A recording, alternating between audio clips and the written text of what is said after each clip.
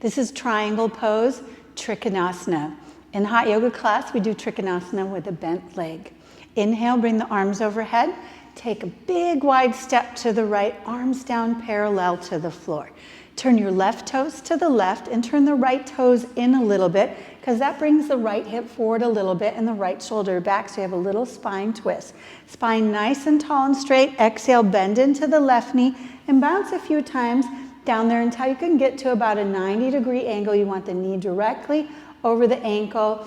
Push the right foot down. Inhale, lengthen up through the crown, turn the palms forward, and on the exhale, keeping your pelvis there, just take the left elbow in front of the left knee and push back on the knee until the fingertips are coming over the big toe.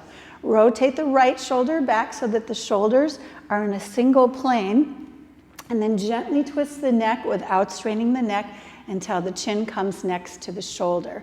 Nice long, all the way from the right heel out the crown of the head and from fingertip to fingertip, using the core to hold you in place.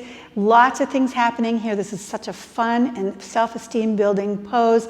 Bones to skin, head to toe, everything getting a benefit. Change. Inhale, come up, same way you went in. Straighten the left leg, turn the left toes.